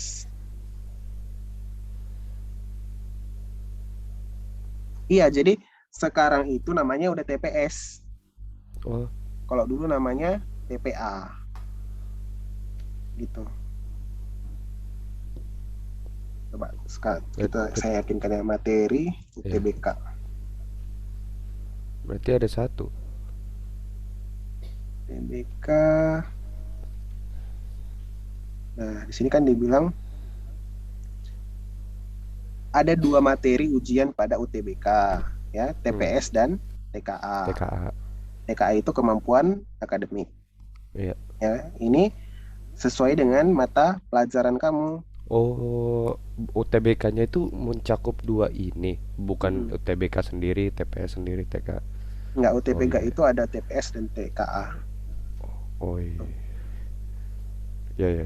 Berarti MTK Bedanya ada di saat di kenapa? TPS doang, nggak di TKA. Enggak. Kalau yang kayak kemarin, soal-soal kemarin itu cuma ada di TPS. IPS itu ada log-log gitu nggak sih logaritma Kak? Nah, TKS, TPS. bentar. Di TPS ada dua yang mirip ke matematika, ya. Matematika beneran sama matematika psikotes apa? Nalar. Matematika Iya, TPA kemarin, iya ya. logika. Matematika beneran itu ada logaritmanya, ya. Ya. Kalau orang aku IPA, di sini ada matematika lagi nih. Kalau di IPS nggak ada, ya. Matematika peminatan itu masuknya di TKA. Kalau Hmm. orang IPA ya, kalau orang IPS kan nggak ada, gitu. Berarti kita belum masuk yang ke logaritmanya ya, yang Belum. TPS ya. Maksud saya Ya. eh, sampai minggu depan kita masih bahas TPA, apa yang kayak gitulah skolastik Ya. yang mudah-mudah, tapi harus cepat. Baru nanti setelah itu kamu kan udah punya gambaran tuh gimana ngerjainnya. Nah, kamu udah bisa jalan sendiri setiap minggu untuk ngerjain yang TPS sambil kita belajar yang matematika beneran. Ya.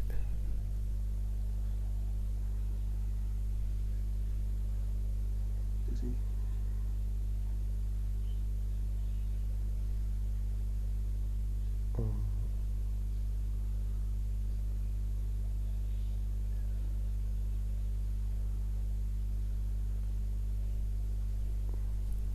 Tapi ini ya, kalau nggak tahu lah sekarang, saya soalnya cuma ngelihat yang 2-3 tahun lalu. Kalau di soal 2-3 tahun lalu itu, kalau akuntansi itu jarang masuk di ini, di apa namanya, di soal SBMPTN itu atau soal UTBK itu jarang masuk.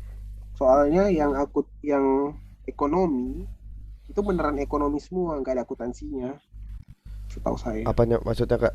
SBM-nya kalau Ek, masuk ekonomi, ekonomi semua. Tadi kan kita bilang ada T. TK apa Iya, TPS sama TKA. iya, TKA itu kan isinya kan kalau kamu pelajaran IPS berarti apa? Sejarah, sosum. Ya, sosiologi, baru ekonomi, kan? ya. Tiga apa empat ya? Tiga. Em, Ya, ya gitulah. Nggak ada Sosum. antropologi kan? Nggak ada.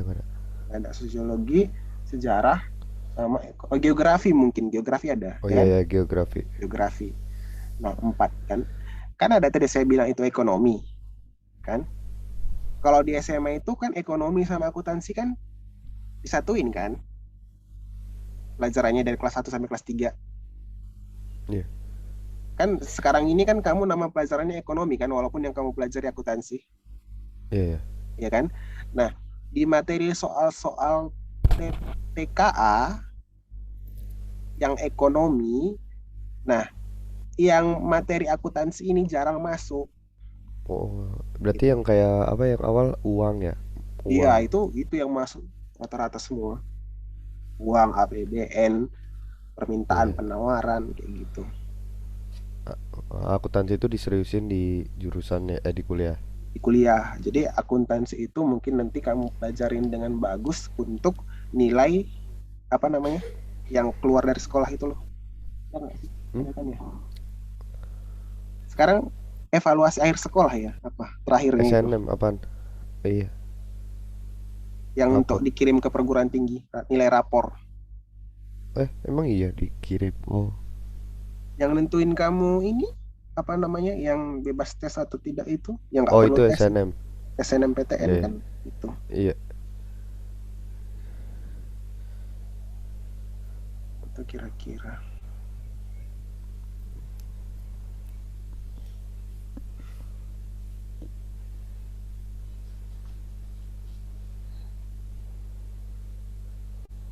Saya lagi share ini kan ya, soal-soal kan ya Iya, di iya. ini. Oke. Nah, ini namanya daftar akun ya, daftar akun standar atau kode akun standar itu ini yang nomor-nomor dan akun-akun ini. Gitu. Nah, nanti waktu kamu menjurnal ya, pakai ini. Jangan lagi kamu buat misalkan apa eh, buat misalkan beban upah gitu. Jangan pakai yang udah standar di sini. Kalau udah dikasih di sini akun-akunnya, nggak bisa suka-suka membuat nama akun. Ya, pakailah yang ada di sini. Gitu. Oke, coba kita kerjakan dulu yang kamu masih punya itu kemarin nggak? Contoh Apaan? jurnal. Kira-kira gimana Oh, masih ngejurnalnya? ada. Eh, Oh, yang itu, yang apa ya? yang ada tabelnya itu. Contoh jurnal.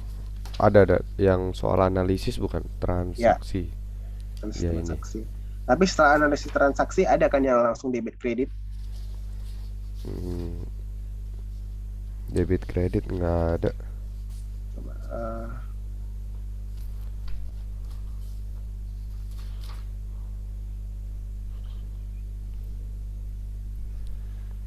ini, yang gini ada nggak? Ada sih. Ada kan? Di Nah dalam ini kita PPT dong. ya di PPT-nya. Iya. Kita langsung ke sini aja ya, karena ini nggak akan dibuat lagi. Ya ini hanya untuk apa? Hanya untuk supaya kamu ngerti gitu.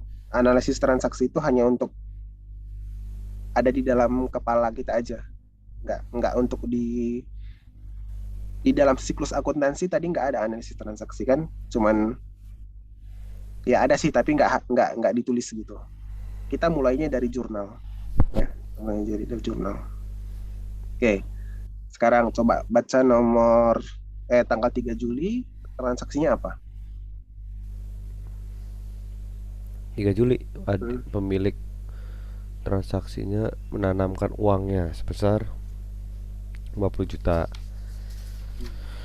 Berarti kira-kira ingat lagi itu Oh, tadi ya, ingat lagi persamaan akuntansi. Apa kas, yang bertambah di kas. kiri, apa yang bertambah di kanan?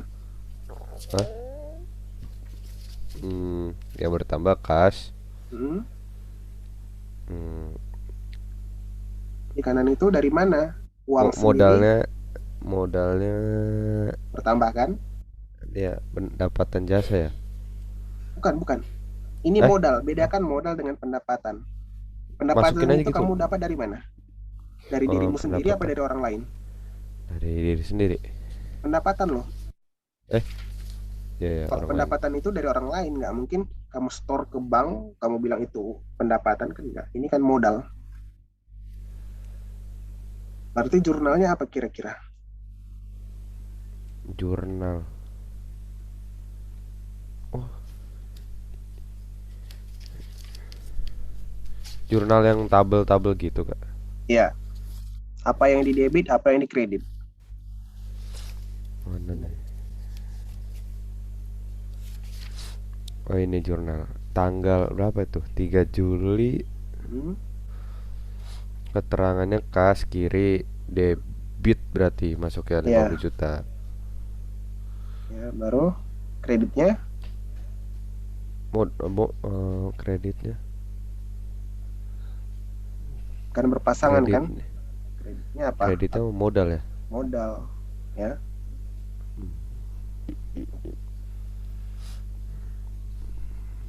Jadi kalau misalkan saya buat nanti di sini, misalkan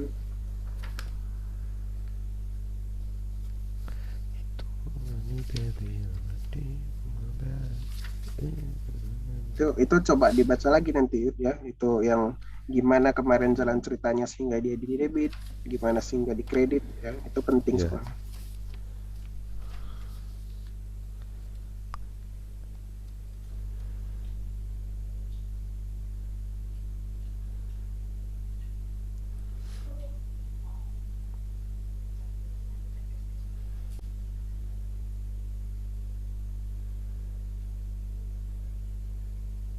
Ini tempat ref, sini debit, ini kredit.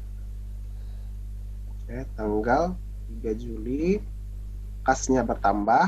Ingat kalau bertambah aset itu di debit, kemudian modal bertambah. Modal bertambah itu harus di kredit. Di kredit masuk ke dalam berarti nominalnya 50 juta.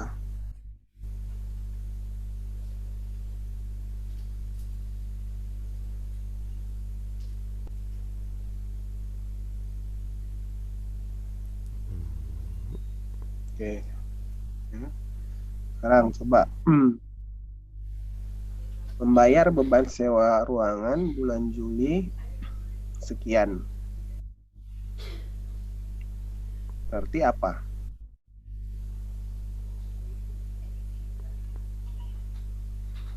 Membayar beban sewa itu apa yang bertambah beban atau berkurang? beban sewa Bertambah. Yang berkurang? modal, apa, kas. Kas. Ya. Kas berkurang diapakan? Debit atau kredit? Kas di kas berkurang kredit. Kas berkurang di kredit. Yang di debit itu adalah beban sewa. Tanggal 4 Juli. Nah itu, jadi nanti ke depannya kamu nggak lagi mikir lama ini debit kah, kredit kah, debit kah, kredit kah. Nggak, itu udah otomatis kalau ke depannya untuk nentuin debit kredit gitu.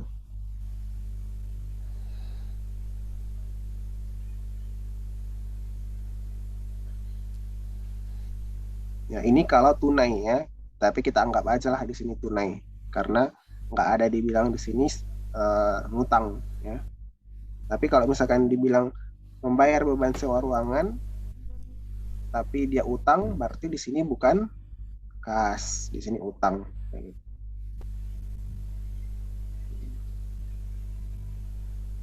Membayar perlengkapan kantor secara kredit.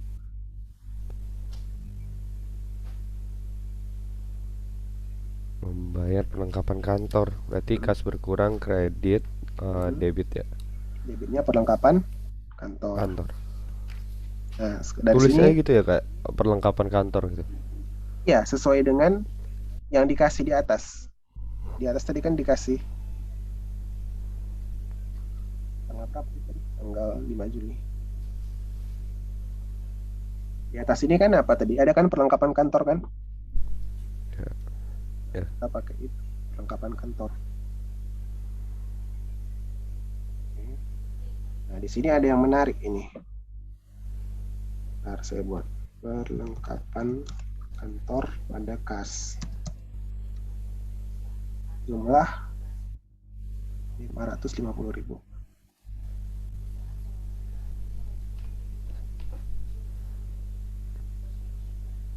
Oke, lihat.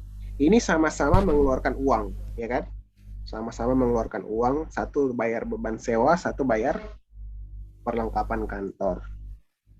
Nah, kira-kira kenapa ini aset atau beban ini perlengkapan kantor? Perlengkapan kantor itu aset. Aset, ya. Kalau beban sewa, ya beban kan? Beban. Kenapa satu diklasifikasikan sebagai beban, satu diklasifikasikan sebagai aset? Ya karena biar tahu perbedaannya Kak. Masuk ke modal atau kas atau ya itu Atau aset, aset. Ya. kan? Nah, gini ya, saya harus ceritain soalnya ini penting. Ada namanya pengeluaran modal, ya, ada namanya pengeluaran beban. Ya. Untuk belanja-belanja atau belanja yang masa manfaatnya lebih besar dari satu periode akuntansi atau 1 tahun, ini bisa dicatat dengan dua pendekatan, ya. Bisa diakui sebagai aset atau bisa diakui sebagai beban langsung.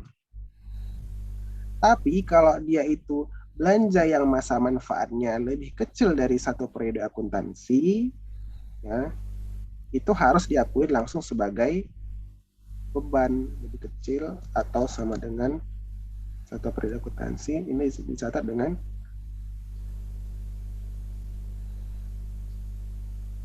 diakui sebagai beban langsung, ya. Jadi gini, misalkan saya membeli bensin untuk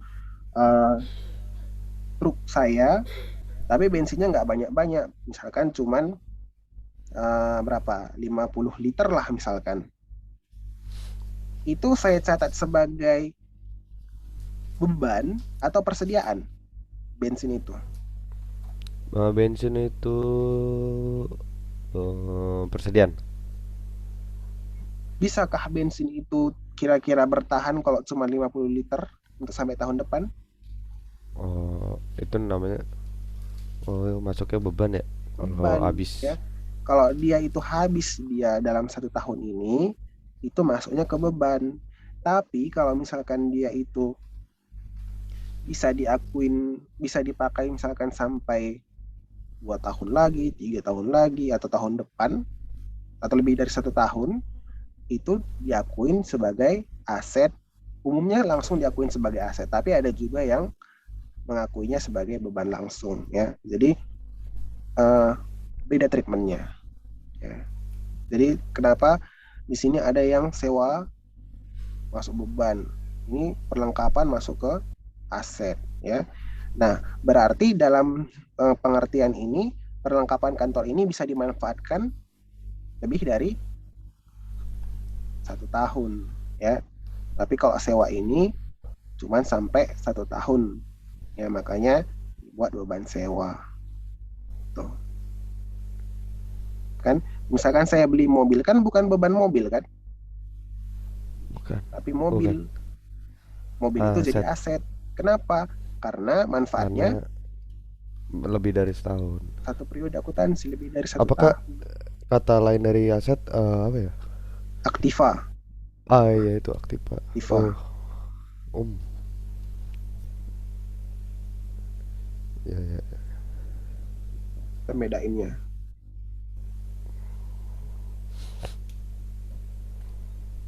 Oke, udah sampai jam 6. Mungkin nanti ini bisa kamu lanjut ya. Ini kan masih kita belum ada ngerjain satu pun ini. Kemarin 1, 2 sampai 3 itu belum dikerjain. Iya. Nanti kamu bisa download, kerjain supaya lancar ya, gitu. Kak, kirimin linknya aja Kak, kadang-kadang lupa linknya. Iya, iya, nanti saya kirim lagi. Ya, Nanti yang ini saya ya, masukin dulu ya, habis itu baru saya ya. kirim linknya ke kamu. Kita Oke Kak, sampai sini hari ini, terima kasih banyak. ya, thank you Kak.